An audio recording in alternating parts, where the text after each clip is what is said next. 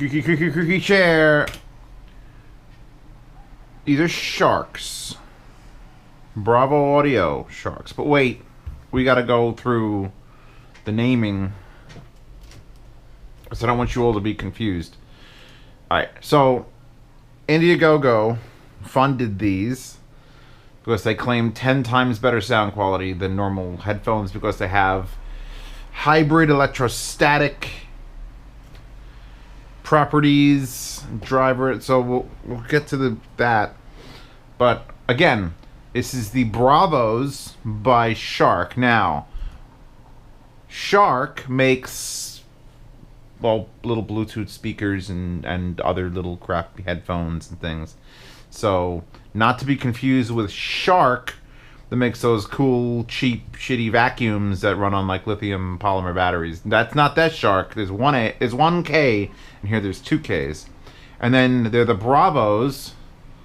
They're the Bravos, not to be confused with Bravo Audio, who makes the little tube amps that everyone seems to like, and I like them. Which one was it? Was it the Deluxe? The V1 Deluxe? Whatever. So, not Bravo Audio, and not the vacuum cleaner maker. This was an Indiegogo that got funded 421% over the asking value, which I'm assuming it was like 50 grand they wanted. Bravo SHARKKs, based out of New Jersey. And someone sent them to me right before they said they're going to send them back, which is probably the correct thing to do, because 10 times better sound quality, that's a fucking lie for any headphone. For any headphone. Even I have the HE1000s inside, and if you said these are 10 times better than, I'd have to think of something that is literally 10% as enjoyable as the HE1000s, and I can't even think of a shitty enough headphone for that. So, whatever. That was their marketing ploy. I'll read you some stuff. 10 times better sound quality, the most affordable hybrid electrostatic headphones. There are other hybrid electrostatic headphones where they use a regular driver and a very small, this is the electrostatic driver in this. The one in this, I'm sure, is literally a centimeter by a centimeter, because I've seen more expensive versions that do it like that, and that is legit. But, saying they're the most affordable, at $250, you used to be able to, buy in.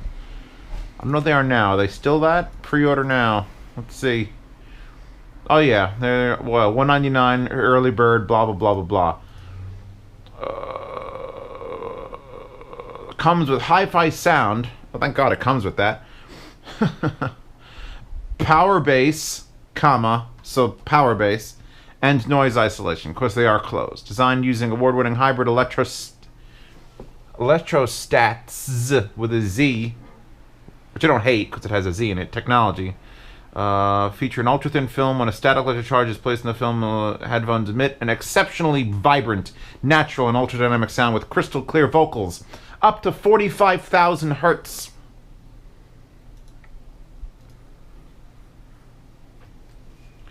Let me tell you about frequency response and hearing.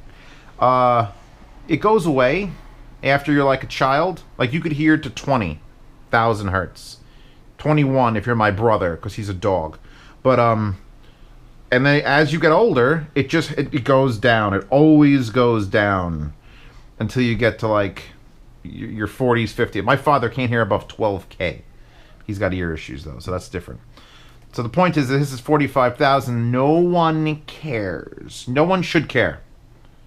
Some people care, and they shouldn't, because 45,000 hertz is inaudible to humans. But then they're going to have people, well, the psychoacoustics, where your ear is detecting it, but it's just not, you're not hearing it, but it's giving you the feeling. Fuck it. All right? I don't need to hear that shit. Now that we've looked at the Indiegogo, we know the price. It's still $250. Let's look at the build. There's a reason that their Indiegogo was low, because these are not built like $250 headphones. I could pull down my Fidelios up there and just walk these. So what are we looking at? I mean, shitty plastic cups, shitty plastic forks. These are metal. These are shitty things. This is acceptable. Acceptable. This headband. It's not leather. It's just whatever it is. It doesn't even say anything up here. It's got the big red stitching. And then it's got these straps that literally do nothing. To pull them on and off, maybe? I mean, that's... Because here's the wire. The very thin, very exposed, very thin and exposed and thin, not well hidden, just... And then it smashes into that. Did you notice that? Just notice that. It smashes into that bit there. And they're like, oh, you know what? These don't look special enough without this strap. Let's just put a giant strap there for funs and shits and giggles. So they did. Here's your little strap. So you get a strap that doesn't adjust with anything. It doesn't keep unless it's supposed to keep it from going back that far and smashing, and it's just failing at it. If this was shorter, that would be an interesting, like, solution to having it murder the wires that make sound come to it. Attached cable that is attached to a fucking garbage wire. Just, I mean, the guy who got it just got them because they're just coming out. And then look at this. So it's a right angle head. It says SHARKK on it. It says made in China. SHARKK, SHARKK, SHARKK, SHARKK, SHARKK. It's just a stiff, janky. And I guess if you work this out, you could straighten it. But it's no. Another thing that said is, oh, it comes with a 3.5mm, so it'll work on all your devices, which is now a lie, because Apple decided to make the world a better place by removing, you know, fucking the contact. See this 3 contacts here? Yeah, we could definitely improve that. The way that those contacts, that there are 3 of them, and this is too big. This is far too big and not robust enough. I won't knock the fact that it's not robust enough. I would rather have 1/4-inch stuff on all my devices, because it is doable. I mean, even like my little koan here could somehow squeeze a 1/4-inch, and then this way, if anything breaks, it'll be the adapter I've put into it. 1/4-inch doesn't add any quality. There's no quality improvement from that to that. It's just a matter of getting the contacts bigger and more robust. Things don't break. I could do that. I could yank it. And if I know if I yank this really hard, this is what's going to break. Or in there is going to break. Not the amp or the actual 1/4-inch. So, yeah, these are built like ass. $250 headphones, no. At least the pads are comfortable. They're not leather. You just come here to listen to me sniff pads, don't you? Can I pull one off? Pull one off. We're not going to see. Oh, there we go. Yeah. Okay. So there's our hybrid. I think they said 40 mil. So there's a 40 mil driver. And up there is our ultra thin electrostatic McGigger.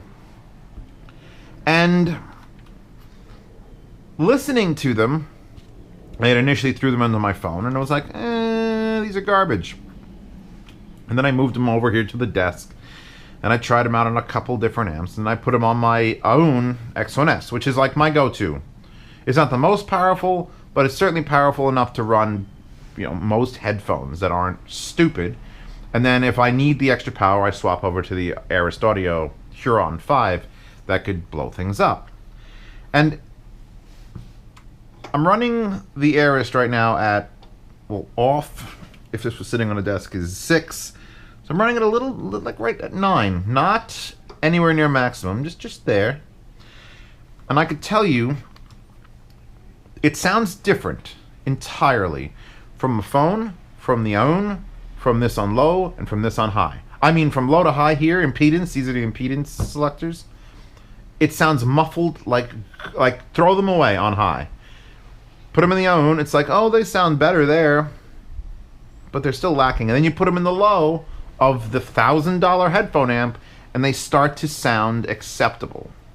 So, can use them in any device is BS, because you need to, more than most headphones, like if I plug the Fidelios or the HE1000s or my 600s into the own, and then to this on low and to this on high, there'll be a difference, but it'll be so fucking minute that it'll be incomprehensible.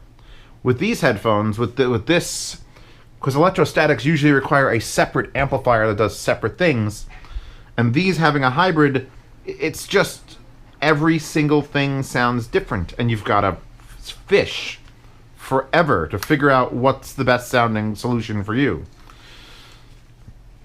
Now, I want to put this back on. I'll put it on later. Now, how do they sound? Well, the bass is not exceptional. Not with this little baby driver. They are closed, so they have some semblance of low end in them, but it's not fantastic. It's not it's not power bass. I said power bass, so don't worry about that. Having the separate drivers here, you notice this, the distance here. You hear things happening up and down, because it isn't so close that you're going to just blend in, and they didn't put the driver in the center and then put it behind it. It's just, here's one and here's the other, and enjoy. And the highs never get sibilant, and they have some detail. But you could tell most of this is being done with the 40 mil. This is not electrostatic. This is not the stack. You're not getting these and going, oh, I don't need stacks anymore. I got the SHARKKs. The SHARKK Bravos. Just throw these away. No. No. Don't be silly, little boy. These are a gimmick. And it sort of worked. That looks cool. It's like a Cyclops. It sort of worked. People bought them. People funded them. People have them. People have reviewed them. And now people are selling them or returning them.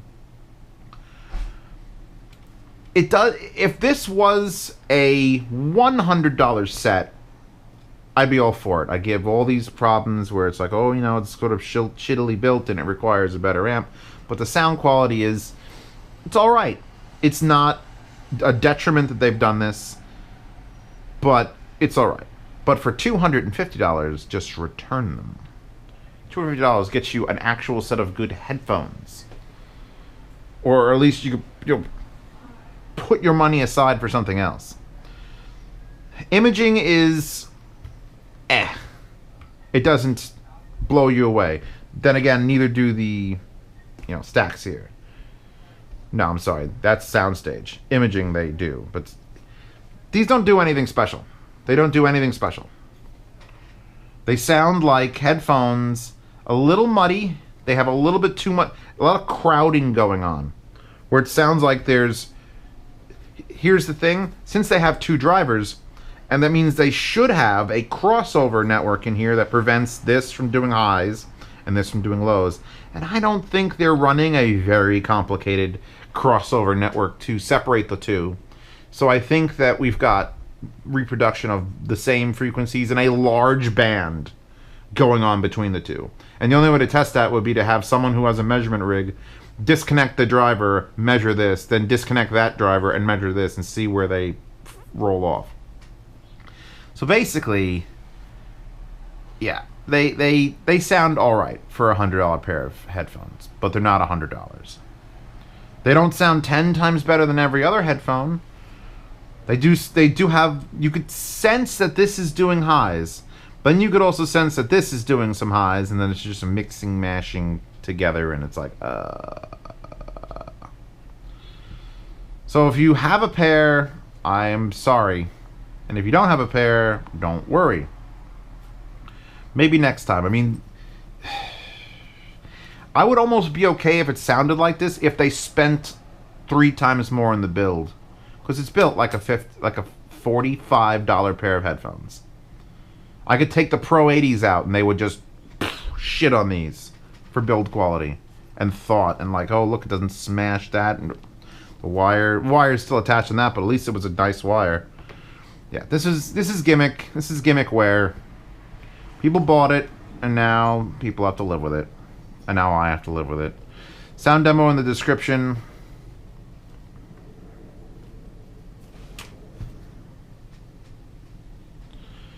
They don't sound good enough to spend my time telling you how they sound.